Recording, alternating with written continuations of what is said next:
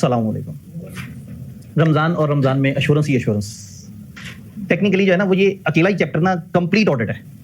वो सारी चीजें जो उसके अंदर अलग अलग चैप्टर में होती थी कि एक्सेप्ट कैसे करना है, एक्सेप्ट के बाद कैसे रिएक्ट करना है, टर्म्स किस तरह से एग्री करनी है, प्री कंडीशंस क्या हैं, डॉक्यूमेंटेशन क्या होगी, एविडेंस क्या होगा, आगे जाकर फर्दर प्रोसीजर्स को भी देखेंगे, सब्सटैंडिव प्रोसीजर्स किस तरह से हैं, टेस्ट ऑफ कंट्रोल किस तरह से हैं। तो इसलिए हमने शुरू में तेजी से सारी चीजें मोटी मोटी कवर कर ली थी और अब एश्योरेंस के अंदर तसल्ली से उतरे हुए हैं और रमजान का खूबसूरत टाइम गुजार रहे हैं ताकि जो है ना वो लोगों के ऊपर ज्यादा भारी भी ना हो, दिखने में टेक्स्ट में ज्यादा। यानी व्हाट आई बिलीव इज ये जो 2 चैप्टर एश्योरेंस के हैं दोनों में से एक सवाल तकरीबन 13 से 15 नंबर के दरमियान का, जो कि कहीं से भी आपको एक सिचुएशन बता के कह सकता है कि ये सिचुएशन बताए, एविडेंस के अंदर आप क्या एहतियात करेंगे। हो सकता है कोई सस्पेक्टेड फ्रॉड का जिक्र करें और आपसे पूछें कि आप इस सिचुएशन में क्या करेंगे। हो सकता है आपको कहें आप असाइनमेंट को एक्सेप्ट करने लगे हैं, लेकिन चूंकि ये very first time of sustainability है तो एक्सेप्टेंस के वक्त की जरा थोड़ी सी बातें बता देंगे, आप उसमें किन किन चीजों से गुजरेंगे। हो सकता है आपसे कहें ये रिस्क है, बताएं इसका फर्दर आपका क्या रिस्पॉन्स होगा। हो सकता है अदर इन्फॉर्मेशन की बात करें, तो उनके पास स्कोप बहुत बड़ा है। तो इसलिए ये वाला जो चैप्टर है इसको आपने लॉजिकली समझते जाना है और उसको बस 1-2 दफा नजरों से गुजरा हो, क्योंकि पेपर में दिस इज नॉट एक्सपेक्टेड कि आप 40-50 सफे याद करके बैठे और जो है वो उसके हिसाब से पेपर में चल रहे हो। बट लेंथ वाइज ये one of the biggest topic है। वेटेज वाइज जो है कंप्लीट एश्योरेंस और कंप्लीट एथिक्स, इनकी वेटेज है 30 से 40 नंबर टाइप की। तो वो इसमें बल्कि 30 से 40 भी नहीं, 25 से 35, यानी इसकी वेटेज कम है और इसमें कंटेंट सबसे ज्यादा है। और जो सबसे पहला वाला एरिया है उसमें सबसे कम कंटेंट है और सबसे ज्यादा वेटेज है। उसके पीछे एक एरर वो भी है जो आईकैप के लोगों से हुआ, जिसमें सिलेबस बनाते हुए उन्होंने S1 के लाइन आइटम उठा के उसके ऊपर पूरी ग्रिड बना दी, जबकि S1 बेचारा टोटल भी इतना बड़ा स्टैंडर्ड नहीं है। यहां तक हम पहुंचे थे। मेरा सवाल ये है कि क्या overall quality in an assurance assignment समझ आ रहा है? क्वालिटी के जो पैरामीटर हैं, लीडर जो है उसकी क्वालिटी समझ आ रही है, लीडर प्लस टीम मिलकर कितनी कंपिटेंट हो, फिर वो जो 2-3 तरह के एक्सटर्नल और लोग आ रहे थे जिनको हमने इस्तेमाल करना था, वो बातें समझ आ रही हैं। फिर हम आगे बढ़े और आगे जाके हम लोगों ने चीजों को एक एक करके इंडिविजुअली देखना शुरू कर दिया कि डॉक्यूमेंटेशन किस तरह की होगी, डॉक्यूमेंटेशन किस पाए की होनी चाहिए, ये बात कल समझ आई थी। कोई सवाल कल की डिस्कशन में, कल तक हमने यहाँ टर्म्स की बात की थी, हम प्री कंडीशन पे पहुंचे थे, टर्म्स एग्री करने पे पहुंचे थे, फिर बाद में हमने देखा था कि टर्म्स में कोई मसला हो तो उसमें चेंज भी हो सकता है। कोई सवाल यहां तक सारी बातें क्लियर है? पक्का?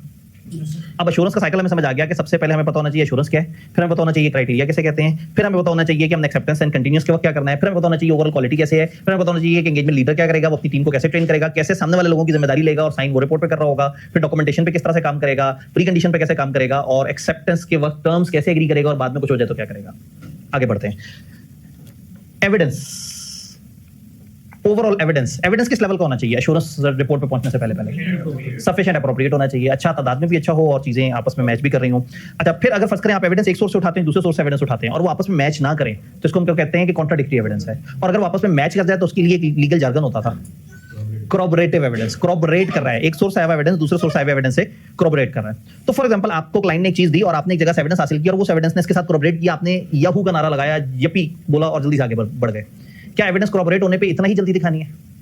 और फर्स्ट करें आपने एक एविडेंस हासिल किया, वो कॉन्ट्राडिक्ट कर रहा था उस चीज से जो मैनेजमेंट का क्लेम है और आपने जाके फौरन से सीएसओ के ऑफिस में जाके उसको गिरबान से पकड़ लिया।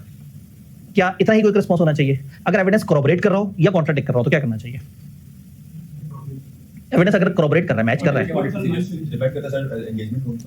डिपेंड करता है एंगेजमेंट किस लेवल की। हम रीजनेबल एश्योरेंस की बात कर रहे हैं, आपको एविडेंस मिला और वो एविडेंस corroborate कर रहा है इनके क्लेम से, तो क्या फौरन से ओके एश्योरेंस लेके बैठ जाएं या थोड़ा सा और काम करें? यानी अगर आपको एविडेंस corroborate कर रहा है तो एक आध दफा सोर्सेज बढ़ा के कंफर्म कर लें कि अगर वो थ्रू मल्टीपल सोर्सेज से corroborate कर रहा है तो अच्छी बात है, और अगर कॉन्ट्राडिक्ट कर रहा है तो भी किसी और तरीके से एविडेंस निकाल के देखें कि वहां से क्या जवाब आता है, और अगर उधर से भी कॉन्ट्राडिक्टरी जवाब आता है तो फिर चीजों को देखें। इसका मतलब इन एनी केस जब भी एविडेंस आपके पास हो और आपको लग रहा हो कि कहीं मैं ओवर या अंडर रिलाई तो नहीं कर रहा, तो आपको मजीद चीजें बढ़ा लेनी चाहिए और मजीद एविडेंस हासिल कर लेना चाहिए। तो आपने अपने जो भी प्रोसीजर्स हैं उनको डिजाइन और इस तरह से परफॉर्म करना है कि आप बड़े अच्छे तरीके से एविडेंस हासिल कर सकें। और जनरली क्रिटिकली स्पीकिंग प्रोसीजर जो है वो किसी corroborative एविडेंस की तरफ बाइस नहीं होना चाहिए और कॉन्ट्राडिक्टरी एविडेंस को एक्सक्लूड नहीं होना चाहिए। यानी ऐसा ना हो कि आप ओवर बाइस्ड हो जाएं कि अगर चीजें मैच कर रही हैं जल्दी जल्दी से आप आगे बढ़ें और एश्योरेंस खत्म कर लें। और इसी तरह से अगर कॉन्ट्राडिक्ट कर रही हैं तो आपने फौरन से इस नजरिए पे नहीं पहुंच जाना कि ये झूठे लोग हैं, मकार लोग हैं, आपको थोड़ा सा काम करने की जरूरत है। ये एविडेंस किसे कहते हैं? जो हमने प्रोसीजर हासिल किया। फर्ज करें एक एंटिटी है, एक एग्जांपल लेते हैं, एक एंटिटी है वो अपनी स्कोप 2 इमिशंस बताना चाहती है। ये स्कोप 2 क्या होती थी? जो हमने एनर्जी परचेज की और उसकी वजह से जो वो हुआ। For example at our college हम एक रिपोर्ट बनाए और उस रिपोर्ट में हमने चंद लाइनें लिखनी हो, वो लाइनें आर अबाउट के हम लोगों ने इस पूरे साल इतनी बिजली कंज्यूम की है जिसकी वजह से मल्टीप्लाइड बाय ये वाला फैक्टर, क्योंकि हम जिनसे बिजली लेते हैं वो उस तरह की प्रोडक्शन करते हैं, तो हम लोगों ने इतनी स्कोप 2 इमिशन की। आप इसको ऑडिट करने आए हैं, इसकी एश्योरेंस लेने आए हैं। इस एग्जांपल में क्या क्या एविडेंस आपको, मतलब क्या क्या ऐसी इंफॉर्मेशन है जिसको आप एविडेंस कह सकते हैं? बिजली का बिल, और अगर सोलर लगा हुआ है तो एक सब मीटर जो बता रहा हो कि एग्जैक्टली सोलर से कितना आया और ये वापडा वालों की तरफ से कितना आया। अब अगेन वापडा वालों ने भी अपनी कोई वेबसाइट पे अपने कोई सिस्टम में ओवरऑल बताया होगा कि उनकी बिजली का मैकेनिज्म क्या है, या गवर्नमेंट की किसी अथॉरिटी ने उनको पाबंद किया होगा कि तुम लोग एक फार्मूला निकाल के दो तमाम यूजर्स के लिए, ताकि उस फार्मूले को वो अपने बिजली की यूनिट से मल्टीप्लाई करके बता सकें कि उनकी स्कोप टू इमिशंस कितनी है। तो हो सकता है वापडा का कोई रिकॉर्ड होगा, उनसे रिप्रेजेंटेशन ले सकते हैं, इनसे रिप्रेजेंटेशन ले सकते हैं, वापडा वालों से लिखत पढ़त कर सकते हैं। और थर्ड कंट्री है तो वहां पर हमारे पास नहीं होगा कि क्या कहते हैं वापडा वालों को वेबसाइट ही नहीं, ठीक है, हमें लेकिन प्रोसीजर देना, तो हम लोग हमारे प्रेजेंटेशन के लिए S1 S2 मान लीजिए फ्रेमवर्क नहीं उठा लें। ठीक है। इन्होंने कहा कि अगर हम सोच रहे हैं कि हम जिस मुल्क में बैठे वहां कि उसका पूरा एक निजाम ना हो, तो हम जो जनरल पर्पस फ्रेमवर्क S1 उसको उठा सकते हैं और उसकी मदद से हम मोटे मोटे डिस्क्लोजर दे सकते हैं। और जहां हम डिस्क्लोजर नहीं दे सकते वहां इनसे कहेंगे कि ये डिस्क्लोज करेंगे, डिस्क्लोजर नहीं दिया जा सकता। इसलिए नहीं कि आप कसूरवार हैं, इसलिए कि आपके मुल्क में उस वाली बॉडी ने वो फ्रेमवर्क ही नहीं बनाया जिस फ्रेमवर्क से इन्फॉर्मेशन। तो अगर फर्स्ट करें वापडा का ऐसा कोई फ्रेमवर्क नहीं है और हमने स्कोप 2 बताना है, तो बजाय इसके कि उसे पी जाएंगे, लोग खुद ही से समझ जाएंगे कि जी वापडा वालों ने कौन सी वर्किंग दे दी है। शायद यूजर्स को ये बताना भी जरूरी है कि मैं आपको वर्किंग नहीं दिखा सकता। ये डिस्क्लोजर इटसेल्फ एक सस्टेनेबिलिटी डिस्क्लोजर बन जाएगा कि हम आपको इन्फॉर्मेशन नहीं प्रेजेंट कर सकते, क्योंकि ये इन्फॉर्मेशन जिस फार्मूले से बननी है वो फार्मूला हमारे गवर्नमेंट लेवल पे अथॉरिटी में नहीं डिफाइंड। चूंकि we have not access to the वापडा के रिकॉर्ड्स और गवर्नमेंट के रिकॉर्ड्स, तो वी डोंट नो कि एग्जैक्टली उनकी प्रोडक्शन कितनी कोल डिपेंडेंट है, कितनी कार्बन डिपेंडेंट है, कितनी वो सोलर डिपेंडेंट है। तो और क्या एविडेंस हो सकता है? एक्सपर्ट इन्वॉल्व हो सकता है, एक्सपर्ट से कुछ इन्फॉर्मेशन मिल सकती है, उनके इंटरनल ऑडिटर की वर्किंग मिल सकती है, तो कोई कागज इनके इंटरनल मैनेजमेंट के बंदे से मिल सकता है, कोई इनके एक्सपर्ट से मिल सकता है, कहीं मेरा एक्सपर्ट आगे भी इन्फॉर्मेशन दे सकता है। दो साबित गवर्नर से डिस्कशन के दरमियान जो बातें हो रही हैं वो एविडेंस बन रहा है। मैं जो रीकैलकुलेशंस कर रहा हूँ, जो रीपरफॉर्मेंस कर रहा हूँ, मुख्तलिफ काम कर रहा हूँ, वो एविडेंस बन रहा है। हिस्टोरिकल रिकॉर्ड वगैरह हो सकता है। तो इसका मतलब है बहुत सारी जगह पे कुछ एविडेंस आपको मैनेजमेंट देगी, कुछ मैनेजमेंट से कनेक्टेड लोग देंगे, कुछ एक्सटर्नल दुनिया से मिलेगा और कुछ एविडेंस मैं जनरेट करूंगा। तो ये सारे एविडेंस का जो एरिया है, ये सारे तरह के एविडेंस के ऊपर ओवरऑल बात कर रहा है। अगर आपको रॉ इन्फॉर्मेशन मिले, आपको इनकी तरफ से या मार्केट में कुछ चीजें मिलें जो कि बस सिर्फ डाटा है, तो आपने एक दफा देखना है उसकी रेलेवेंस और रिलायबिलिटी क्या है। और खासतौर पे एक्सटर्नल सोर्स आया होता है तो आपको पता है आपको ज्यादा रिलायबल लगता है, और जो इनकी तरफ से मिलता है उस पर ज्यादा मशकूक हो जाते हैं, ज्यादा डिटेल से काम करते हैं। फिर अगर एंटिटी ने कोई इन्फॉर्मेशन दी है तो और ज्यादा एहतियात की जरूरत है। यानी कि वापडा से मिलने वाला डाटा तो थोड़ा सा अनबायस्ड हो सकता है, लेकिन जिनके मैं सस्टेनेबिलिटी इन्फॉर्मेशन चेक कर रहा हूं, वो जो इन्फॉर्मेशन मुझे वर्किंग करके देंगे उसके अंदर बहुत ज्यादा चांस होगा बाइस का, फ्रॉड का, चालबाजी का, विंडो ड्रेसिंग का। तो जो इनसे इन्फॉर्मेशन मिले उसको बहुत ज्यादा एहतियात करनी है। जब भी आपने किसी भी इन्फॉर्मेशन पे काम करना है तो जो एविडेंस लेना है, एविडेंस पे बाद में काम करना है, पहले देखना है ये एविडेंस कंप्लीट है, ये एविडेंस एक्यूरेट है।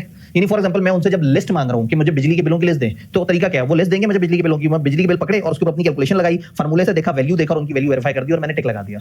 प्रोसीजर तो बहुत अच्छा था, लेकिन वो बिजली के बिल बोगस थे, तो ये तो गलत हो गया ना। इसका मतलब है कि दो बातें हैं। नंबर 1, जो एविडेंस मिल रहा है वो कैसा है, और फिर जो एविडेंस मिल रहा है उसके ऊपर मैं क्या कर रहा हूं। तो जो मेरे प्रोसीजर है वो बाद में शुरू होंगे। मुझे जब एविडेंस मिला है तो मैंने उसकी एक्यूरेसी, उसकी कंप्लीटनेस के बारे में तसल्ली कर लेनी है। तो ये स्टैंडर्ड हमें गाइडेंस दे रहा है कि जब भी आपको कोई इन्फॉर्मेशन मिले तो उस इन्फॉर्मेशन पे अपने प्रोसीजर लगाने से पहले उस इन्फॉर्मेशन का सोर्स देख लें, किन लोगों से मिला है। अगर इंटरनल सोर्स से मिला है तो ज्यादा अलर्ट हो जाए, एक्सटर्नल सोर्स से मिला है तो थोड़े से कम अलर्ट हो जाए। उस एविडेंस के ऊपर एक दफा अच्छी तरह से तसल्ली कर लें।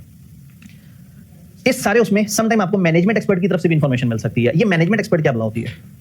मैनेजमेंट एक्सपर्ट हायर किया होगा, मैनेजमेंट ने जो एक्सपर्ट हायर किया है, तो फिर क्या ऑडिटर का भी कोई एक्सपर्ट होता है? अगर मुझे चाहिए हो तो मैनेजमेंट। इसका मतलब ये है कि मैनेजमेंट जब भी अपनी सस्टेनेबिलिटी इन्फॉर्मेशन बनाते हुए किसी स्पेशलाइज एरिया पे आएगी तो दिस कैन हैपन कि मेरे एश्योरेंस प्रोवाइडर के प्रैक्टिशनर के पहुंचने से पहले उन्होंने अपनी इन्फॉर्मेशन की एक्यूरेसी के लिए अपने तौर पे एक एक्सपर्ट को ले आए हो और वो एक्सपर्ट उनको मुख्तलिफ तरह की इन्फॉर्मेशन बना के दे रहा हूं कि फॉर एग्जांपल इस इलाके में जो ये वाले मामलात हैं, फॉर एग्जांपल उनकी एक फैक्ट्री है, वो एक ऐसे इलाके में है जहां खतरा ये है कि शायद वहां सैलाब आ सकता है अगर फलाना बंद उस जगह से टूट गया। तो बारिशों का वेदर स्टार्ट होने वाला है और एंटिटी इस बारे में परेशान है कि हम अपने फाइनेंशियल्स में अपनी इस फैक्ट्री की लोकेशन के बारे में क्या बताएं, तो शायद आपको एक वेदर एक्सपर्ट चाहिए हो।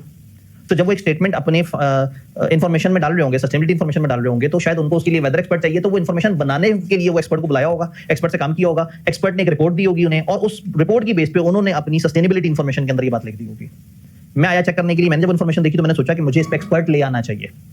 हो सकता है इस तरह का एक्सपर्ट उनके पास ऑलरेडी मौजूद हो सकता है उन्होंने उससे काम करवाया हो। तो अब देखते हैं कि एरिया कितना सेंसिटिव है। अगर ज्यादा सेंसिटिव नहीं है तो अपना एक्सपर्ट क्यों लेके आऊं? इनका एक्सपर्ट भी तो बाहर से आया था ना, तो व्हाई नॉट कि मैं उस पर वही सारे काम चेक कर लूं। उसकी कंपिटेंस क्या है, उसकी कैपेबिलिटी क्या है, उसकी ऑब्जेक्टिविटी क्या थी, उसके काम की अंडरस्टैंडिंग ले लूं।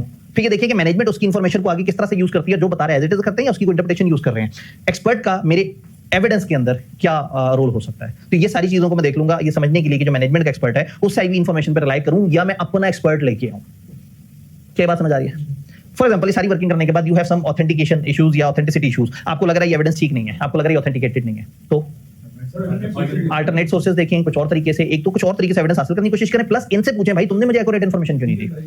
ठीक है, इनकी रिलायबिलिटी पे डाउट हो सकता है, उसकी वजह से आप और ज्यादा स्केप्टिक हो जाएंगे और इनकी तरफ से मिलने वाली फ्यूचर की इन्फॉर्मेशन पे भी फौरन से रिलाई नहीं करेंगे, अच्छी तरह से तसल्ली करेंगे कि क्या होगा, किस तरह से होगा।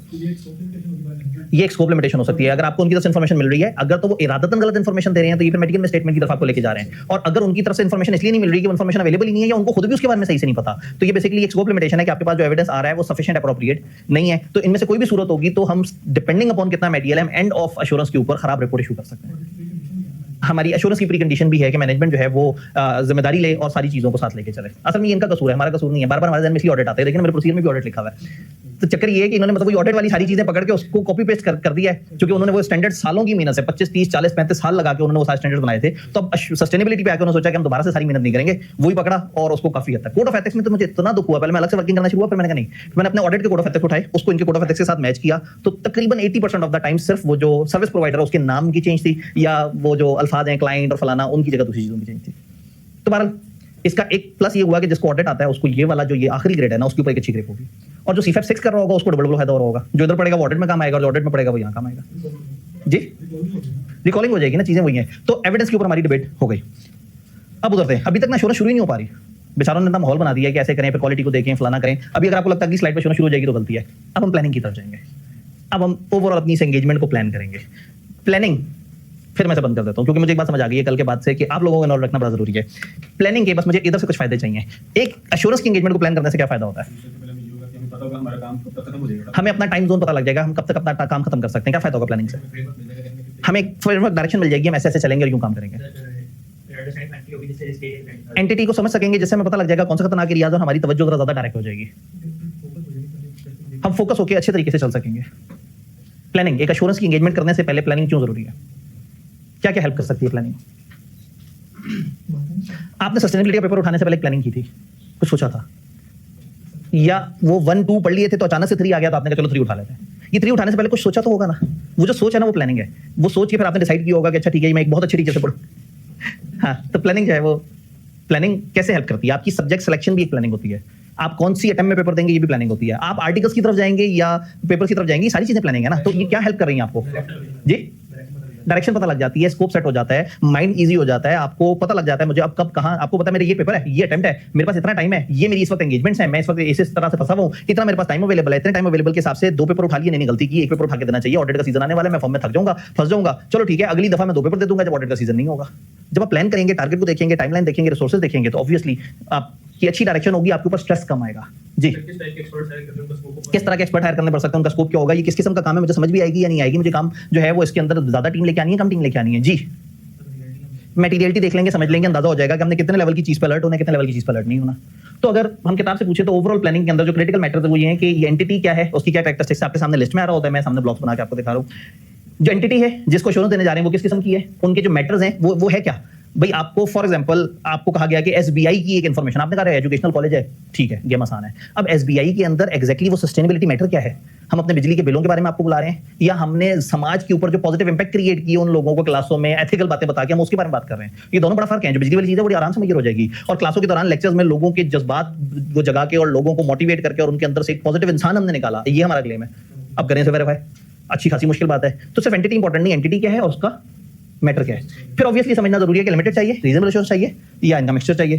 फिर अगेन आपकी रिपोर्टिंग बाउंड्रीज क्या होंगे, आपके यूजर्स क्या चाहते हैं, आप उनको इन्फॉर्मेशन क्या दे रहे हैं, आपने किस चीज को चेक करना है। फिर किस किस्म के मिसस्टेटमेंट के रिस्क है, यहाँ इस तरह की असाइनमेंट में किस किस्म के खतरे हो सकते हैं, आपको कितने कितने रिसोर्सेज चाहिए होंगे, और इंटरनल ऑडिट और एक्सपर्ट्स वगैरह की जरूरत पड़ेगी या नहीं पड़ेगी। ओवरऑल आपने देखना है कि ये जो फाइनेंशियल डिस्क्लोजर और जो इसके साथ चीजें मैच हो रही हैं, क्या वो आपस में एक दूसरे को सिंक कर रही हैं। तो हो सकता है सस्टेनेबिलिटी पे काम करते करते आपको फाइनेंशियल इन्फॉर्मेशन को भी देखना पड़ जाए, जो कि आपके इनिशियली स्कोप का ऐसा नहीं है, लेकिन शायद आपको उसके साथ अपने आप को मैच करना पड़ जाए। तो प्लानिंग करते वक्त आपने ओवरऑल आइडिया लगाना है, ये इदारा क्या है, असाइनमेंट क्या है, क्राइटेरिया क्या है, टाइम कितना अवेलेबल है, रिसोर्स कितने अवेलेबल हैं, क्या करना होगा, कैसे करना होगा। इन चीजों पे जितने अच्छे तरीके से सोचेंगे उतना ही अच्छे लेवल पे आप आगे जा सकेंगे। अब प्लानिंग में अगला इंपॉर्टेंट फैक्टर है मटेरियलिटी। यहाँ 2 तरह की मटेरियलिटी है, क्वांटिटेटिव मटेरियलिटी और क्वालिटेटिव मटेरियलिटी। ये क्वांटिटेटिव मटेरियलिटी क्या होती है, जो नंबर से रिप्रेजेंट होती है, और क्वालिटेटिव ठीक है। मुझे यहाँ के लोगों से 5 क्वांटिटेटिव मिसस्टेटमेंट्स चाहिए और 5 क्वालिटेटिव मिसस्टेटमेंट्स चाहिए। क्वांटिटेटिव मिसस्टेटमेंट, आप एक इदारे का सस्टेनेबिलिटी की इंफॉर्मेशन पे एश्योरेंस देने आए हैं, what can be the misstatement जिसको आप कहेंगे ये क्वांटिटेटिव मिसस्टेटमेंट थी। फ्यूल कॉस्ट, उन्होंने कहा हमारी फ्यूल कॉस्ट यहाँ से यहाँ बढ़ गई है, जिसकी वजह से हम इकोनॉमिक सस्टेनेबिलिटी भी हमारी आउट हो रही है, और इससे हम माशरे पे इंपैक्ट भी खराब कर रहे हैं। ये sustainability fuel cost, electricity cost, उन्होंने कहा चलो मैं जरा थोड़ा सा डिफरेंट तरीके से आ जाऊं। जी इंडस्ट्री डिफाइन करेंगे, बिल्कुल सही कह रहे हैं। मतलब इस वक्त एग्जांपल ओपन है, आप कोई सी ऐसी एग्जांपल देते हैं जिससे मुझे लगे कि हाँ ये क्वांटिटेटिव मिसस्टेटमेंट है। वाटर की वेस्टेज की जो क्वांटिटी हम बता रहे हैं कि हमारी वाटर की वेस्टेज पहले इतने 1000 गैलन होती थी और उधर से हम इतने 1000 गैलन पे आ चुके हुए हैं, इस जुमले में झूठ हो सकता है। जो एम्प्लॉइज को हमने बोनसेस दिए हैं दो वजह से हो सकते हैं। एक ये हो सकती है कि उनकी वेलबींग बेहतर करने के लिए, सोशल सस्टेनेबिलिटी, और एक इसलिए हो सकता है कि वो सस्टेनेबिलिटी की इनिशिएटिव्स को जितना सपोर्ट करेंगे हम उतना ही उनको परफॉर्मेंस बोनसेस देंगे। तो ये हम इकोनॉमिक सस्टेनेबिलिटी, वो एनवायरमेंटल सस्टेनेबिलिटी की बात भी कर सकते हैं। तो अगेन जो हमने बोनसेस वगैरह दिए हैं, हमने दिए नहीं है लेकिन हमने वो उसमें अपनी सस्टेनेबिलिटी इन्फॉर्मेशन में बता दिया। तो जो मिशन का नंबर बता रहे हैं अपनी इंडस्ट्री का, उसको हम देखते हैं। जो इंडस्ट्री का अपने एमिशंस का नंबर बता रहे हैं, जो डाटा बता रहे हैं, जो कार्बन डाइऑक्साइड की इमिशन की मेजरमेंट्स बता रहे हैं, उसमें एरर हो सकता है। 5 हमें मिल गए क्वांटिटेटिव, अब 5 क्वालिटेटिव चाहिए। आगे जाएंगे और जब ये जगह खत्म हो जाएगी तो इन पिछले 5 में से पूछ लेंगे। रिलेटेड पार्टी के साथ कोई ट्रांजैक्शन की है, ठीक है, या फिर सस्टेनेबिलिटी से रिलेटेड अगर कोई डिस्क्लोजर देना था वो हमने नहीं दिया। नहीं लेकिन ये कैसे पता लगेगा ये क्वालिटेटिव है? डिस्क्लोजर देना था, इलेक्ट्रिसिटी कॉस्ट का नहीं दिया, तो आप इसको क्वालिटेटिव स्टेटमेंट कैसे कह सकते हैं? क्वालिटेटिव कुछ और चीज़ है। मैं घूम के जाता हूँ, आप 2-3 एग्जांपल सुने, फिर आपने बड़े मजे से एग्जांपल देनी। साथ वाले भाई,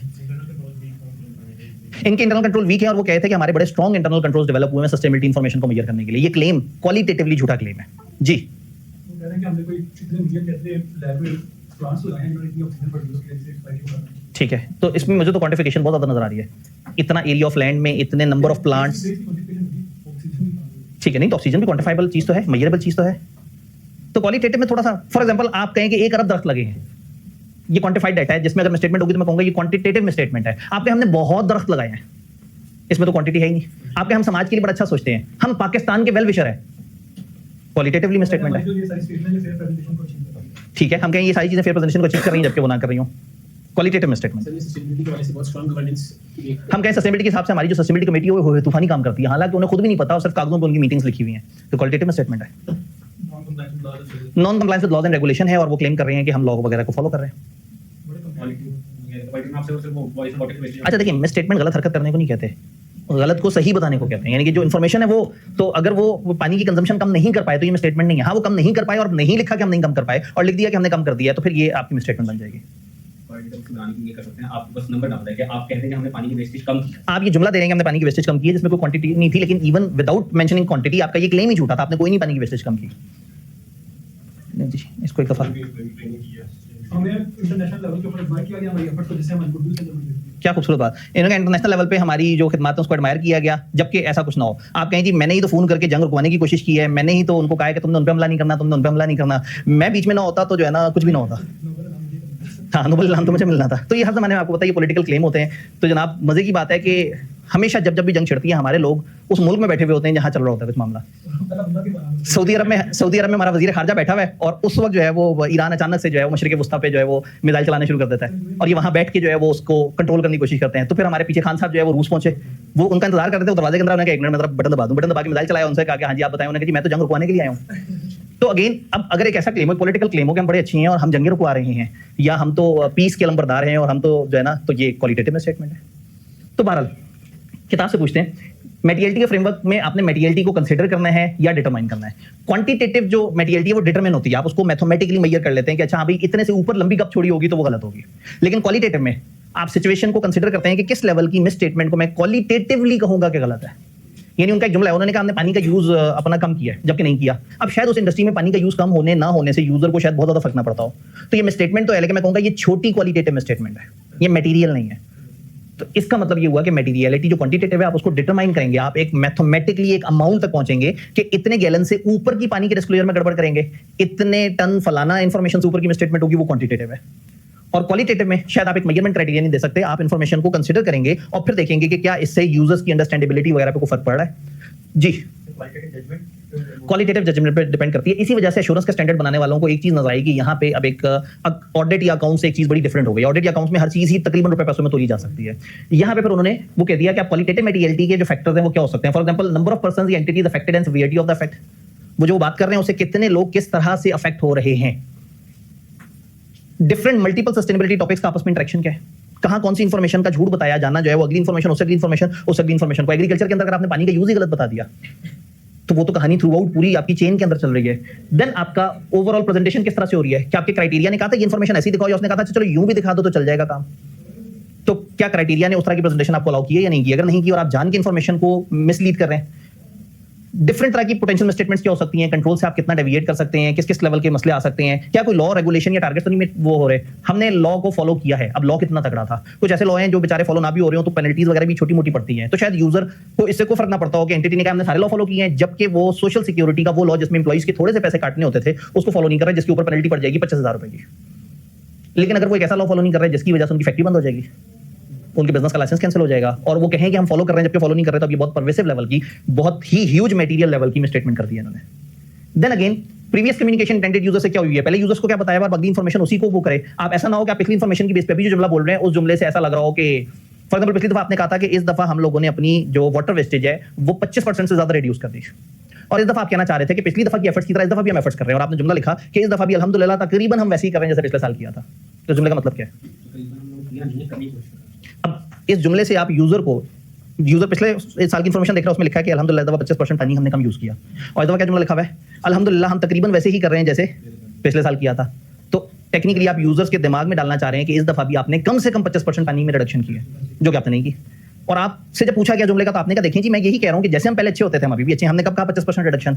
बट अगेन इसका पिछले से जो ऑलरेडी इंटेंडेड यूजर्स को इन्फॉर्मेशन पता है उसके साथ क्या कनेक्शन है, तो वो जुमला जो दिखने में आपको सही लग रहा था वो गलत भी हो सकता है। अगेन उस प्रोग्राम या एंटिटी या खासतौर पर पब्लिक सेक्टर के कॉन्टेक्स्ट में उस चीज की कितनी इंपॉर्टेंस है। अब फॉर एग्जांपल गवर्नमेंट के करोड़ों अरब के एसेट्स में बेचारी 11-10 अरब की पीआई है, किसी खाते में नहीं आती, बट उसकी सिग्निफिकेंस क्या है, यूजर का फोकस क्या है। तो यूजर को अगर पीआईए की एक्विजिशन से रिलेटेड क्वांटिटेटिव या क्वालिटेटिव जरा सी भी गलत इंफॉर्मेशन दी, यूजर तड़प जाएगा। और हो सकता है बलोचिस्तान में एक जगह से सोना निकल रहा हो और उधर 400 अरब गलत रिपोर्ट हुआ हो, किसी को पता भी ना लगे, किसी का फोकस ही ना हो, कभी कोई जानना ही ना चाहता हो कि फॉर एग्जांपल खेवड़ा माइन में से हर दफा कितने टन नमक निकलता है। रेकोडेक का केस खामोशी से हो ही जा रहा था 2.5 या 3% के ऊपर। पाकिस्तान जो है वो मतलब 2.5-3% हमें, तो बाकी सब ले जाओ, और बड़े अरसे से चल रहा था। लेकिन वही बड़ी बात है, यूजर की तवज्जो किस तरफ है, यूजर पीआईए को सोच रहा है। जब यूजर पीआईए को सोच रहा है तो पीआईए की इन्फॉर्मेशन में थोड़ी सी भी मिसस्टेटमेंट मटेरियल मिसस्टेटमेंट है, और दूसरी तरफ जिसको यूजर नहीं देख रहा और वहां पे फॉर एग्जांपल 20 अरब की भी गड़बड़ हो गई, तो हो सकता है एश्योरेंस प्रोवाइडर का चलो यार ये मटेरियल है, एक्सप्लोरेशन तो नहीं ना देनी आपने। गवर्नमेंट में जहां सैकड़ों हजारों अरब की बात हो रही है वहां 20-30-40 अरब से इतना फर्क नहीं पड़ता, लेकिन पीआईए में झूठ बोलने से फर्क पड़ता है, वो क्वालिटेटिव मटेरियल है। तो इसका मतलब है क्वालिटेटिव में आपने जो चीज देखनी है वो देखनी है कि यूजर का क्या फोकस है, जो जुमला बोला जा रहा है उसकी अंडरस्टैंडिंग क्या आ रही है, उससे ये पोर्ट्रे करना क्या चाह रहे हैं, और ओवरऑल ये एंटिटी क्या, इनका मिजाज क्या, और यहाँ इस क्वालिटेटिव लिखे हुए जुमले का क्या मतलब हो सकता है। तो क्या ये बात समझ आई?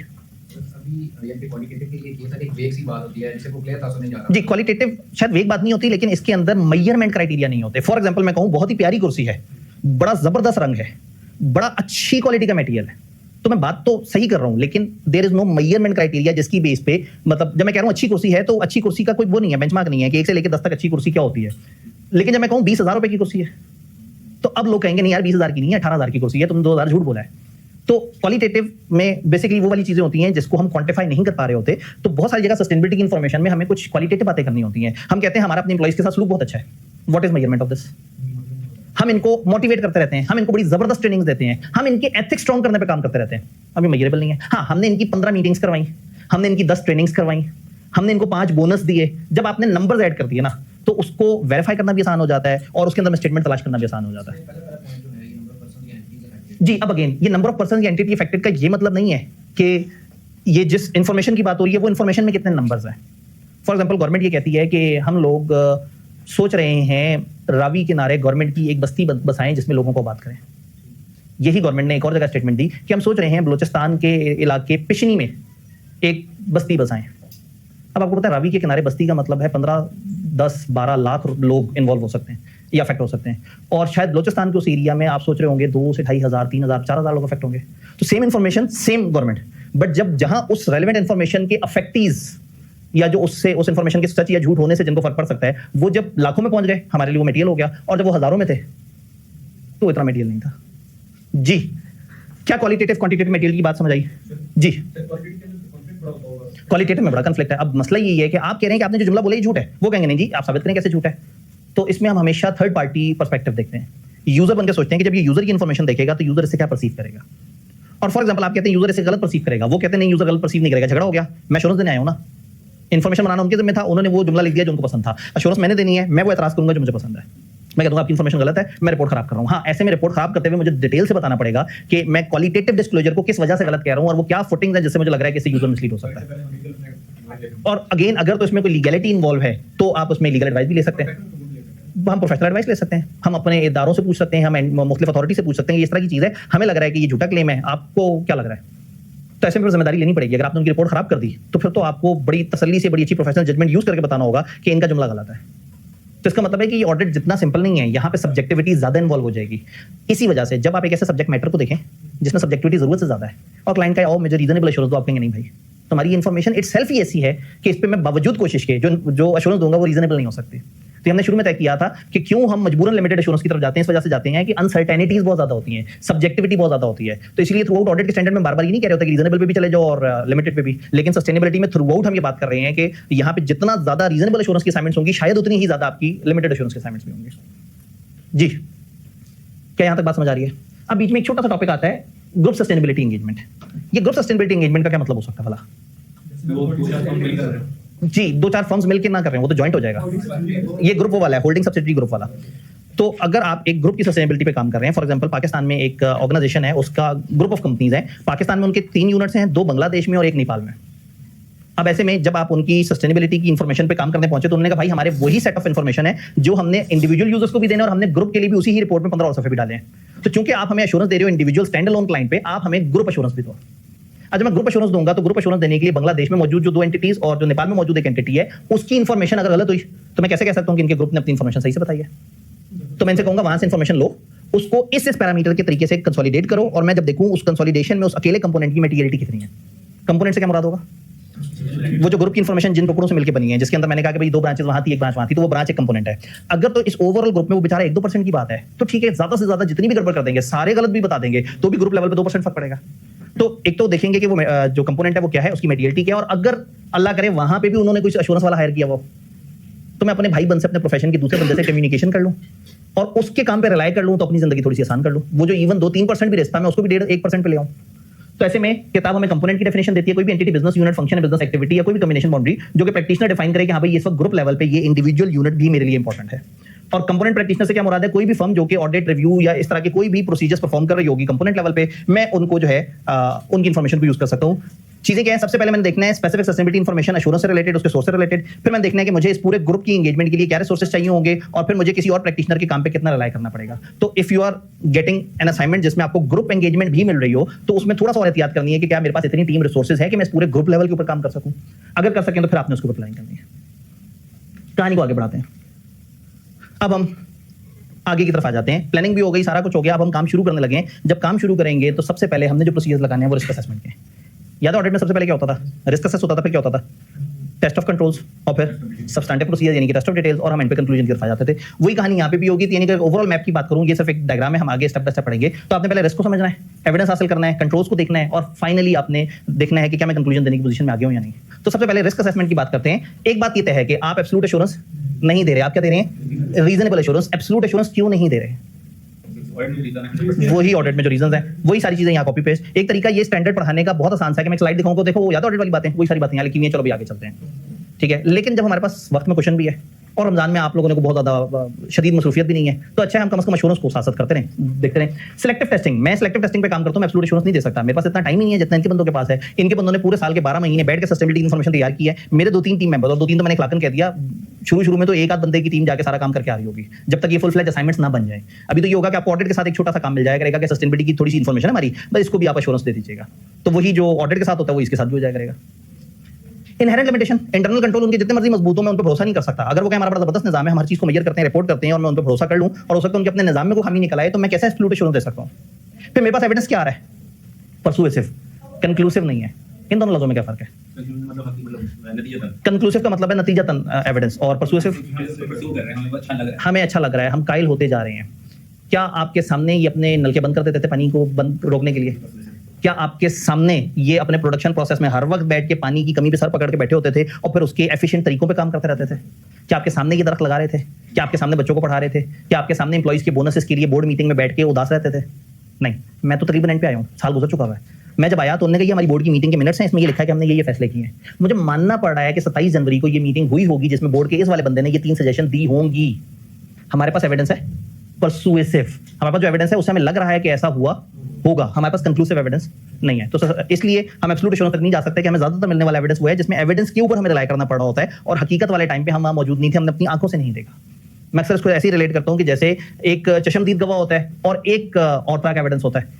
फॉर एग्जाम्पल जज के सामने जो है वो एक बंदा कहता है कि जी मैंने अरशद को बड़े गुस्से में फोन पे ये कहते सुना कि मैं तो नदीम को कत्ल कर दूंगा, तो इसी ने कत्ल किया है, मान लेगा जज।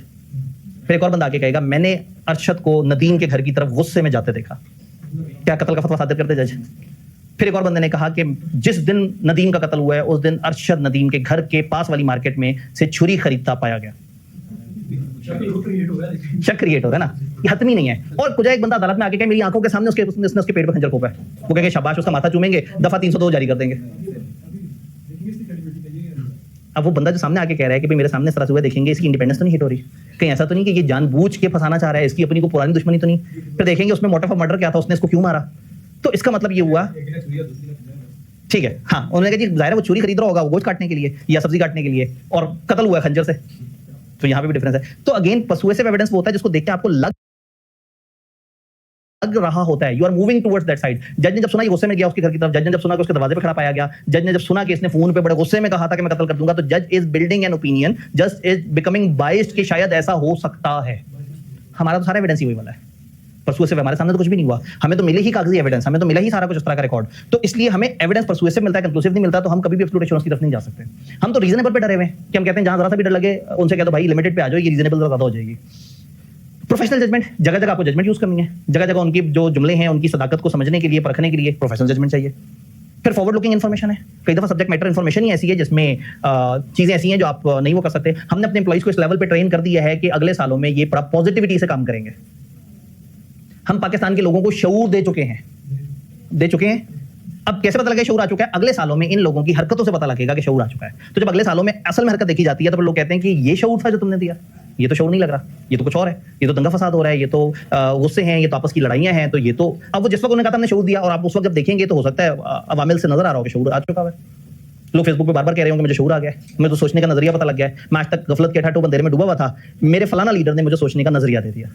तो आज आपको लग रहा है कि उन लोगों के पास नजरिया आ चुका है, लेकिन जब फ्यूचर में उनकी आतंकवादियत सामने आएगी तो फिर पता लगेगा कि नहीं, वो जैसे शऊर समझ रहे थे वो शऊर नहीं था, वो सिर्फ एक बेबाकी थी जिसमें कोई भी हुकूमत कर रहा हो या कोई भी मामला चल रहा हो, आपने हमेशा बुरी बात करके साबित करना है कि मैं एक अक्लमंद आदमी हूं। इसमें फिर ऑब्वियसली हमें पर्सपेक्टिव समझना होगा, ये देखना होगा कि क्या वो लोग पाकिस्तान से मोहब्बत करते हैं, नफरत। मतलब आज पाकिस्तान में जंग चल रही है और कोई भी सोशल मीडिया पे एक नेगेटिव पोस्ट करते पाकिस्तान के खिलाफ, तो इस टाइम पे हमें कोई एक्सेप्शन नहीं देनी चाहिए, हमें उसे कंफर्म देश गद्दार डिक्लेयर कर देना चाहिए। अब वो जितने मर्जी शुगर कोटिंग कर रहा हो, वो अपने अल्फाज को जैसे मर्जी घुमा रहा हो, वो जिस मर्जी तरीके से जो मर्जी साबित कर रहा हो, इस वक्त जब हम एज अ नेशन की बात कर रहे हैं तो फॉर दैट नेशन जो भी बंदा इस तरह की कोई गलत बात करेगा, इस वक्त जिस मर्जी पॉलिटिकल स्कूल ऑफ थॉट या मजहबी स्कूल ऑफ थॉट के तहत वो कर रहा है, कहीं ना कहीं for the boundary of Pakistan वो गद्दारी कहलाएगी। तो अगेन वही वाली बात है, हो सकता है इस्लामिक हिसाब से बात सही कर रहा हो सकता है पॉलिटिकल हिसाब से बात सही कर रहा हो सकता है जियोपॉलिटिक्स के हिसाब से बात सही कर रहा हो, लेकिन जब पाकिस्तान पे हमला हुआ अगर हम उस वक्त पाकिस्तानी इकट्ठे नहीं हुए तो फिर हम पाकिस्तान में कर क्या रहे हैं? फिर ठीक है, फिर पाकिस्तान से भाग जाएं। अगर हम पाकिस्तान में हैं तो फिर हमें पाकिस्तान से लॉयल्टी तो होनी चाहिए।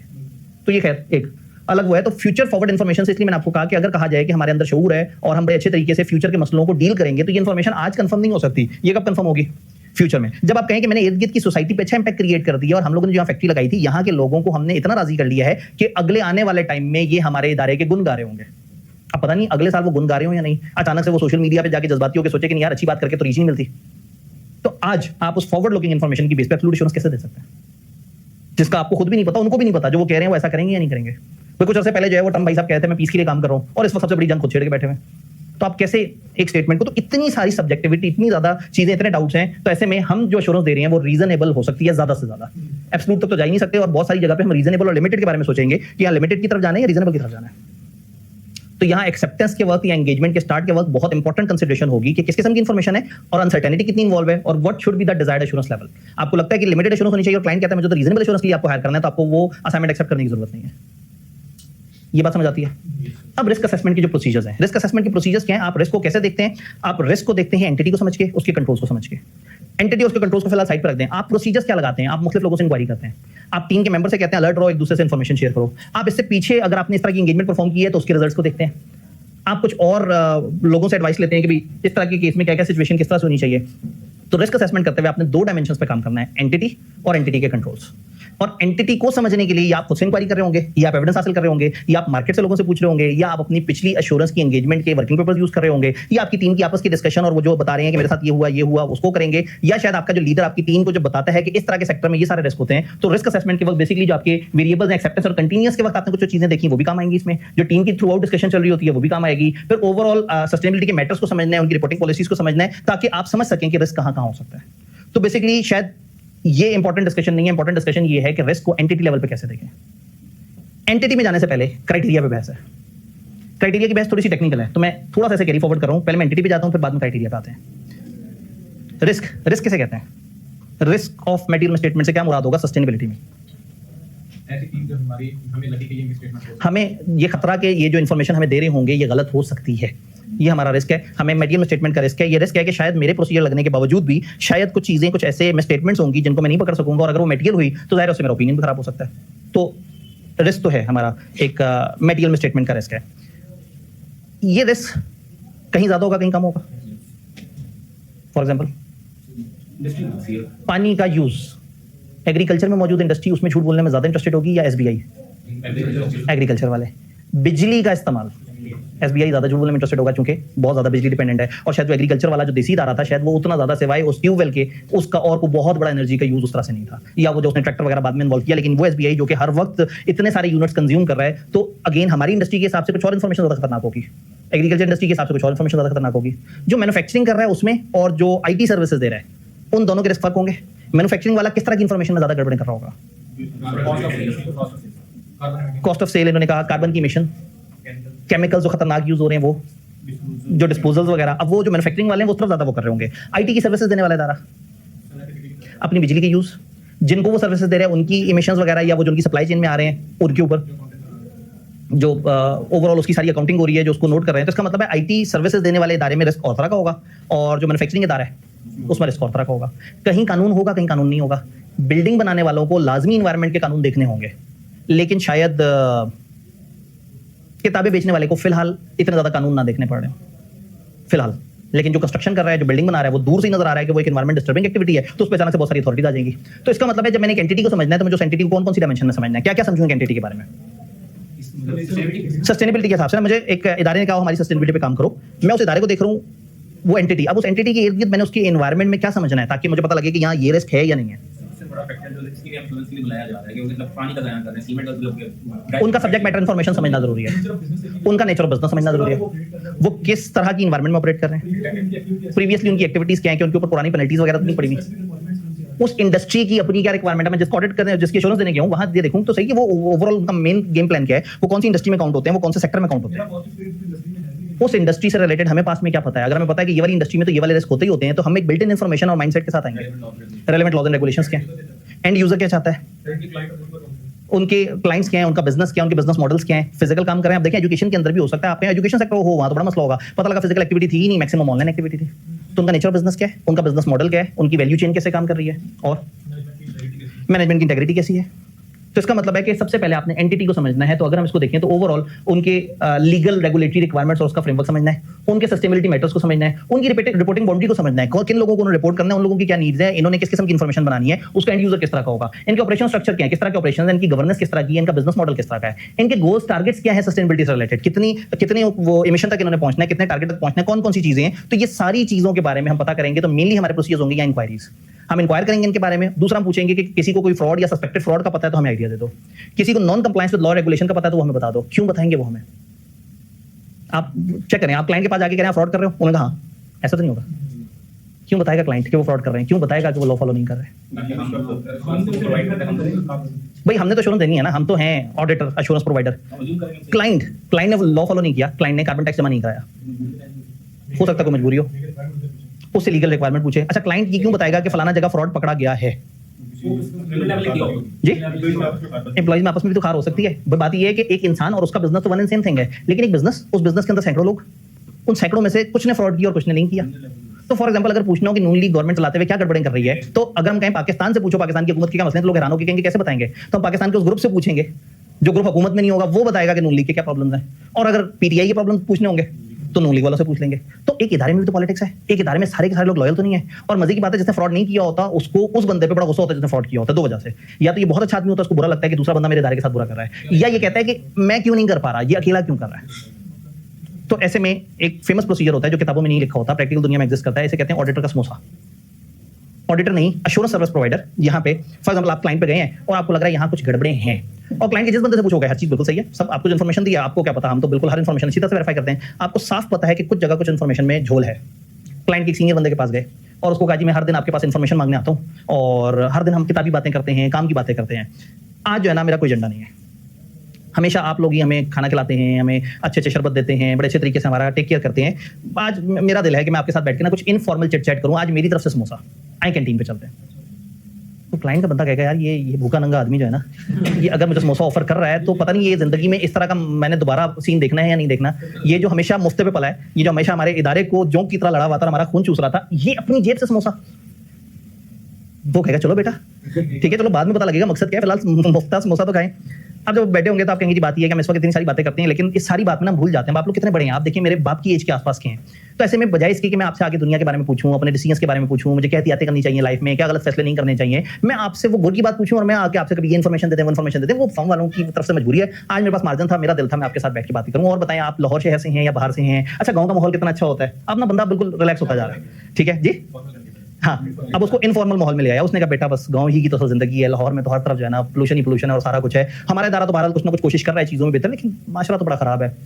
आपने अंकल वैसे बात ये है कि अच्छा आपके बच्चे कितने हैं, कहाँ पढ़ रहे हैं, उन्होंने कैसे है, ऐसे यूनिवर्सिटी में पढ़े हैं, और अब आगे इस तरह से मैं सोच रहा हूँ। अच्छा तुम लोगों का अकाउंटिंग वाली साइड है, मेरा बच्चा अभी छोटा 8वीं में है, तो वो सीए वाली साइड पे मैं उसे डालूं या ना डालूं, नहीं यार खुदा के लिए अंकल सीए में मत लेके आए जो है ना, आपको बच्चों से प्यार नहीं है। अब बातें चल रही हैं फुल जो है वो आपसे पूछ रहे हैं आपके बारे में, आप उनसे पूछ रहे हैं, फिर अचानक से आपने बैठे बैठे समोसे का एक बाइट लेके बड़ा ना उनकी तरफ देख के उनसे कहा कि मैंने एक बात देखी है, मैं जब भी किसी के पास इन्फॉर्मेशन मांगने गया हर बंदे ने मुझे 2-3 दिन का टाइम दिया और बड़ी अजीब और गरीब सी फॉर्म में इन्फॉर्मेशन दी। आपसे मैं आगे इन्फॉर्मेशन बाद में कहता हूँ, आपके पास लिस्टें पहले से तैयार होती हैं। ये बाकी लोग ध्यान से क्यों नहीं काम कर रहे? सिर्फ आप ऐसे आदमी है पूरे इदारे में जिसके पास हर इन्फॉर्मेशन मौजूद होती है और जिसकी हर चीज टैली भी होती है, तो ये बाकी लोग हलाल क्यों नहीं कमा रहे? ठंडा सा सांस लेंगे, ऐसे करके ग्लासेस उतार के रखेंगे, बेटा क्या बात कर दी, पाकिस्तान में तो आगे कावा ही बिगड़ा हुआ है, हर बंदा ही बेईमानी पे उतरा हुआ है।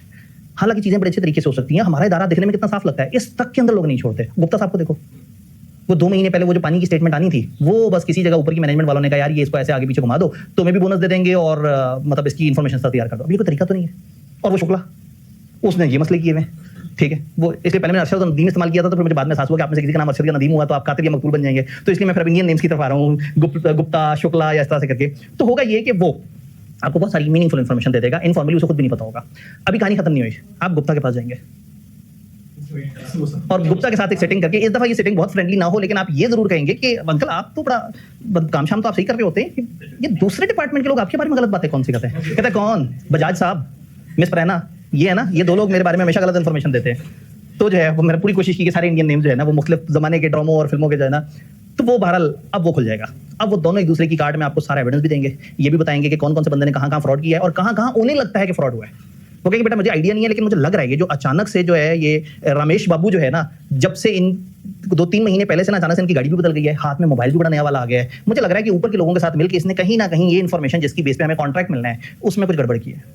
तो आपको टिप मिल गई, आप जब उस एरिया पे काम करेंगे तो बहुत ज्यादा चांसेस है कि नॉन कंप्लायंस ऑफ लॉ हो सकता है या फ्रॉड हो सकता है। तो ऐसे में इंक्वायरी यहाँ पे बड़ा मेजर प्रोसीजर है। इंक्वायर करना है, इस बंदे से इंक्वायर करना है, उससे इंक्वायर करना है, अलग अलग लोगों से अलग अलग इन्फॉर्मेशन लें। इंसान का कभी भी दोस्त नहीं होता, और एक इदारे में बैठे हुए लोग एक दूसरे से जलते भी हैं, उनके और मसले भी होते हैं, या उन्हें लगता है कि मैं ज्यादा काम कर रहा हूँ, या उन्हें लगता है उसको तनख्वाह ज्यादा मिल रही है, या लगता है कि उसका हाथ पड़ गया मेरा हाथ नहीं पड़ा, या वो एथिकली उन्हें बुरा लग रहा होता है कि ये क्यों हराम कमा रहे हैं और मैं हलाल कमा रहा हूँ। अपने हलाल कमाने की खुशी से ज्यादा इस बात पर उदास बैठे होते हैं कि दूसरा हराम से इतना ज्यादा तरक्की कैसे कर गया। हर जगह पे वो फिर सारी इन्फॉर्मेशन बताता है। तो इंक्वायरी यहाँ बड़ा शैतानी प्रोसीजर, आप जो है ना वो अंदर तक उनकी रूह से सारी इन्फॉर्मेशन एक्सट्रैक्ट कर लेंगे, लिख के वो नहीं देंगे, हमें लिखवाना भी नहीं है, क्योंकि रिस्क असेसमेंट है। इस वक्त एविडेंस स्टोरी ले रहे हैं, इस वक्त हम समझ रहे हैं कि कौन कौन सी एरिया पे ज्यादा ध्यान करना है। तो इंक्वायरी से आप एंटिटी के बारे में समझें, एंटिटी के बाद आपने उसके कंट्रोल्स के बारे में समझना है, लेकिन पहले क्राइटेरिया पे बात हो जाए। आपने क्राइटेरिया को देखना है कि क्राइटेरिया कैसा है और क्राइटेरिया की बेस पे क्या रिस्क ऑफ मटेरियल मिसस्टेटमेंट हो सकते हैं। ये थोड़ी सी खुश डिस्कशन है, मैंने इसलिए इसको पहले वो कर लिया ताकि इसके बाद टाइम ना बचे तो कोई बात नहीं है, लेकिन हम क्राइटेरिया पे बात कर लें। क्राइटेरिया कैसे कहते हैं भला? वो बेंचमार्क, वो तरीका, वो फ्रेमवर्क जिसके मुताबिक एक सस्टेनेबिलिटी की इंफॉर्मेशन दी जाती है। सस्टेनेबिलिटी की इंफॉर्मेशन या जिस क्राइटेरिया की बेस पे दी जा रही है वो हो सकता है डिस्क्रिप्शन बेस्ड हो सकता है सूटेबिलिटी ऑफ डिजाइन की बात करता हो सकता है इफेक्टिवनेस ऑफ ऑपरेशंस की बात करता हो। तीनों में थोड़ा सा फर्क है। फॉर एग्जाम्पल क्राइटेरिया ये है कि आपने अपना निजाम यूं डिस्क्राइब करना है। मैंने भी एग्जाम्पल क्या ली थी, वो एक एंटिटी जो अपनी स्कोप 2 की इमिशंस कर रही है, फॉर एग्जाम्पल एक एंटिटी ने आपको बुलाया और उसको कहा फाइनेंशियल स्टेटमेंट्स में हमने ये 5 लाइनें लिखी हैं उस प्रोसेस के बारे में जिस प्रोसेस के थ्रू हम अपनी स्कोप 2 इमिशंस को मेजर करते हैं, और हमने डिफाइन किया है कि हर महीने हम एक दफा वापडा का बिल देखते हैं, हम अपने जो इंटरनल मीटर लगाया हुआ होता है उसको देखते हैं, और हम उसको गवर्नमेंट के दिए हुए इस चीज से मल्टीप्लाई करते हैं। हमने एक प्रोसेस बताया है, प्रोसेस की डिस्क्रिप्शन दी है। तो अगर उन्होंने प्रोसेस की डिस्क्रिप्शन दी है तो अश्योरेंस प्रोवाइडर के जिम्मे क्या है, क्या वो प्रोसेस फॉलो हो रहा है, और अगर वो फॉलो हो रहा है तो इसका मतलब है कि ट्रू एंड फेयर व्यू आप दे दें। जी, अब अगेन अगर डिस्क्लोजर सही दिया तो इसका मतलब ये हुआ कि जो प्रोसेस है वो डिस्क्लोजर में उन्होंने बताया, उन्होंने कहा हमारी सस्टेनेबिलिटी कमेटी बार बार मिलती है ताकि वो नए से नए आने वाले सस्टेनेबिलिटी रिस्क पे काम करें। तो शायद आप वो क्राइटेरिया यूज करेंगे जो वेरीफाई करे कि इस तरह के जुमले अबाउट प्रोसेस डिस्क्रिप्शन सही होते हैं या नहीं होते। स्टेप 2 आ सकता है, वो ये क्लेम करते हैं कि हमारे internal controls over preparation of scope 2 की वर्किंग बहुत जबरदस्त बने हुए हैं। अब उनकी जो स्टेटमेंट है वो अपने डिजाइन ऑफ कंट्रोल के बारे में बता रही है। अब आपने ये देखना है कि वो जो उनके कंट्रोल्स हैं क्या वो बेस्ट प्रैक्टिसेस के मुताबिक हैं या नहीं है। तो ये सूटेबिलिटी डिजाइन की बात हो गई। तीसरा, वो ये क्लेम करते हैं कि हम लोग सस्टेनेबिलिटी की जो इन्फॉर्मेशन दे रहे हैं उसके ना सिर्फ हमारे कंट्रोल बड़े अच्छे हैं बल्कि इस पूरा सेशन कंट्रोल बड़े अच्छे तरीके से इंप्लीमेंट हुए और हम जो इन्फॉर्मेशन दे रहे हैं वो बहुत एक्यूरेट है। तो एक जगह क्राइटेरिया अगर अश्योरेंस कंक्लूजन कवर करता है उनके प्रोसेस की डिस्क्रिप्शन तो आपने कुछ और बातों को सोचना है। अगर वो डिस्कस करता है उनके डिजाइन ऑफ कंट्रोल्स की सूटेबिलिटी तो आपने इन चीजों पे बात करनी है। और अगर उनके कंट्रोल्स की ऑपरेटिंग इफेक्टिवनेस पे बात होती है तो ये इस केस में आपने क्या चेक करना है। इस केस में जब आपको कहा जाए कि ये हमारा क्राइटेरिया, ये क्राइटेरिया बताएगा कि हमने प्रोसेस फॉलो किया या नहीं किया, आप उस क्राइटेरिया को चेक करते हुए समझेंगे कि what are the control objectives and control design to achieve them. वो जो मकसद है जो वो करने जा रहे हैं उसके पीछे कंट्रोल ऑब्जेक्टिव क्या है और वो किस तरीके से, कौन सा सिस्टम, कौन सा निजाम, कौन सा मैनुअल, कौन सा आईटी, कौन सा प्रोसेस है जिसके थ्रू वो करते हैं। तो जब आपको क्राइटेरिया ये कह रहा हो कि इनके प्रोसेस को फॉलो करने को यूं चेक करना है तो ये चेक करें कि क्या वो क्राइटेरिया मकसद बताता है कि वो प्रोसेस किस मकसद के लिए है, और फिर क्या वो क्राइटेरिया कोई निजाम बताता है जिस निजाम के थ्रू प्रोसेस फॉलो होना चाहिए। अगर क्राइटेरिया मकसद और निजाम बताता है तो मेरे नजदीक ये एक्सेप्टेबल क्राइटेरिया है। बात कुछ समझ आई। डिजाइन सूटेबिलिटी, उन्होंने कहा हमारे इंटरनल कंट्रोल्स जो हमने लिख छोड़े हैं बड़े जबरदस्त हैं। ये इंटरनल कंट्रोल जो लिख छोड़े हैं ये कब जबरदस्त होंगे। इंप्लीमेंटेशन को फिलहाल साइड पे करते हैं। अच्छे कंट्रोल्स किसे कहते हैं, जो रिस्क को कंट्रोल। तो इसका मतलब ये है कि मुझे अब समझना होगा कि क्या उनके क्राइटेरिया ने बताया कि ये 5-6 तरह के रिस्क होते हैं और इनको कंट्रोल करने के ये चंद तरह के कंट्रोल्स होते हैं। अगर तो वो क्राइटेरिया इस तरह की चीज सजेस्ट कर रहा है और उस तरह के कंट्रोल इनके निजाम में नजर आ रहे हैं तो मैं कह दूंगा कि आपने जो ये कहा है कि हमारे डिजाइन में बड़े अच्छे कंट्रोल्स हैं, आप सही कह रहे हैं। ऐसे में हम क्या देखेंगे, the risk threatening the achievement of control objective, और क्या आइडेंटिफाइड कंट्रोल जो वो बताया जा रहा है क्या वो रीजनेबल एश्योरेंस दे रहा है कि अगर वो कंट्रोल अप्लाई हो गया तो बड़े अच्छे तरीके से काम करेगा। तो आप देख रहे हैं कि एक जगह रिस्क क्या है और उसके आइडियल कंट्रोल्स क्या होने चाहिए, और अगर उनके पास वो अच्छे कंट्रोल वो कहते हैं, अभी सिर्फ कहते हैं, क्योंकि आपका क्राइटेरिया किस चीज को वेरीफाई कर रहा है, एक जुमले को, जो जुमला ये कह रहा है कि हमने दुनिया के जो बेस्ट इंटरनल कंट्रोल्स के स्टैंडर्ड हैं या जो प्रोसीजर्स हैं वो अपने इदारे में भी हमने अपने निजाम के अंदर एम्बेड किए हुए हैं। लेकिन यहां तीसरे में क्या है, वो ये कह रहे हैं कि हमारे कंट्रोल्स परफेक्टली काम कर रहे हैं और हम अपना सस्टेनेबिलिटी का ऑब्जेक्टिव अचीव कर पाए हैं। तो यहां आपकी कंसिडरेशन क्या होनी चाहिए, क्या कंट्रोल्स कंसिस्टेंटली अप्लाई हुए और क्या थ्रू आउट पीरियड वो सही काम कर रहे थे। तो जब भी आपसे कहा जाए कि बताएं क्राइटेरिया एक्सेप्टेबल है या नहीं तो आप कहेंगे एक मिनट, ये क्राइटेरिया कवर क्या कर रहा है। क्या ये क्राइटेरिया उनके किसी प्रोसेस की डिस्क्रिप्शन को वेट कर रहा है, या उनके अच्छे कंट्रोल्स की मौजूदगी को वेट कर रहा है, या अच्छे कंट्रोल्स की इंप्लीमेंटेशन को वेट कर रहा है। मैं फिर याद करा दूं, हम सस्टेनेबिलिटी मैटर का ऑडिट नहीं कर रहे, हम सस्टेनेबिलिटी मैटर इन्फॉर्मेशन का ऑडिट कर रहे हैं। ये इन्फॉर्मेशन, हम ये नहीं देख रहे कि जो बिल है और बिल के बाद मेजरमेंट क्या है, हम ये देख रहे हैं कि इन्होंने कहा है कि हमने बिल की मेजरमेंट बिल्कुल सही तरीके से कर ली है, जिसके लिए मुझे बिल देखना पड़ेगा। लेकिन मैं ये वेरीफाई नहीं करने आया कि बिल ठीक है या नहीं, मैं वो क्लेम वेरीफाई करने आया हूं जो उन्होंने अपने कागज पे लिखा है कि हमने अपनी स्कोप 2 की कैलकुलेशन बड़े अच्छे तरीके से की है। तो ये थोड़ा सा टेक्निकल टॉपिक था कि ये 3 तरह की क्राइटेरिया के जो पर्पस हैं वो समझ आ रहे हैं। क्राइटेरिया बना होगा किसी खास वजह से, किसी खास चीज को अचीव करने के लिए, और मैंने कंक्लूड करते हुए कहना है कि हाँ मैंने इनका ऑडिट किया है to the best of my information, इनकी डिस्क्रिप्शन अबाउट देयर सिस्टम अच्छी है। पहला वाला, मैंने इनकी चीजों को देखा है, मैंने एश्योरेंस ली है और मैं इस पोजीशन में आ गया हूं कि मैं कह सकूं कि इनके जो कंट्रोल्स की जो डेफिनेशन है वो इंटरनेशनल स्टैंडर्ड की डेफिनेशन के मुताबिक पूरी उतरती है। या मैं कहूं हाँ जी इन्होंने जो वर्किंग की है और उस वर्किंग के ऊपर इन्होंने कहा है कि वो सही बनी हुई है, to the best of my opinion मैं भी ये मानता हूं कि इनके कंट्रोल सही काम कर रहे हैं, उन्होंने इन्फॉर्मेशन सही दी है। इसका मतलब ये है कि यहाँ कंट्रोल ज्यादा इंपॉर्टेंट हो जाएंगे। ऑडिट में सब्सटैंटिव प्रोसीजर ज्यादा इंपॉर्टेंट होते हैं, कंट्रोल आपको डायरेक्शन देते हैं, लेकिन यहाँ पे वो कंट्रोल्स जिसमें सस्टेनेबिलिटी की इंफॉर्मेशन तैयार हो रही है वो ज्यादा इंपॉर्टेंट है। क्राइटेरिया कब अच्छा होगा, जेनेरिक बात करते हैं। एक तो ये बात हमने कर दी कि क्राइटेरिया इनमें से जिस भी चीज को कवर कर रहा हो आप देख लें कि क्या क्राइटेरिया ये ऑब्जेक्टिव मीट करने की कोशिश कर रहा है। देन एक अच्छा क्राइटेरिया क्या होता है, अच्छा क्राइटेरिया वो होता है जिसकी बेस पे जब इंफॉर्मेशन बने तो वो डिसीजन लेने वालों के लिए यूजफुल हो। अब अगेन मतलब वही वाली बात है कि जो स्मार्ट वाला है उसमें तो कुछ और चीजें भी आ जाती हैं, इसमें यहाँ सारे के सारे वो फीचर्स नहीं पूरे हो सकेंगे। लेकिन एक अच्छा क्राइटेरिया कैसे कहते हैं, आपसे कोई हमारा डेवलप किया हुआ क्राइटेरिया ये अच्छा है या नहीं है, आप कहेंगे अच्छा इस क्राइटेरिया ने क्या ऐसा तरीका बताया जिससे जो इन्फॉर्मेशन बने वो डिसीजन मेकर्स के लिए यूजफुल हो। क्या ये क्राइटेरिया ये बताता है कि अगर कहीं मेजरमेंट अनसर्टेनिटी तो आपने उसको लिखना कैसे, क्या ये क्राइटेरिया आपको बताता है, ये हमारी स्लाइड की फॉर्मेटिंग टीवी की डायमेंशन और मेरे सिस्टम की डायमेंशन की वजह से आउट हो रही है, जो क्राइटेरिया है क्या वो हमारा बताता है कि आपका जो इन्फॉर्मेशन की प्रेजेंटेशन है वो कितनी सेग्रीगेट होनी चाहिए, कितनी डिसेग्रीगेट होनी चाहिए? इसका क्या मतलब है? हमने कौन सी 5-6 चीजों को इकट्ठा करके दिखाना है और कहां हमने कौन कौन सी चीजों को unit by unit, industry by industry, sector by sector तोड़ के बताना है। फिर क्या ये क्राइटेरिया इस इंडस्ट्री के मुताबिक भी है? मैंने उनसे पूछा क्राइटेरिया क्या, उन्होंने कहा एसएसबी का स्टैंडर्ड जो केमिकल्स पे लगता है।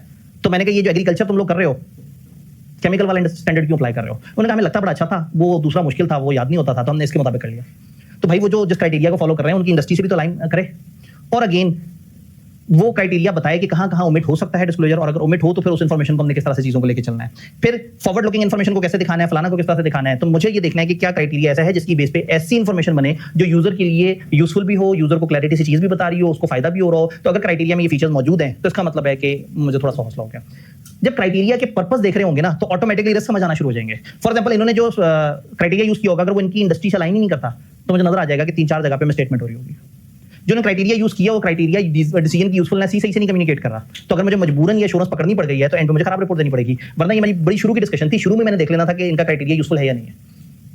तो रिस्क असेसमेंट में एंटिटी को समझ के उसके क्राइटेरिया को समझ लेना है।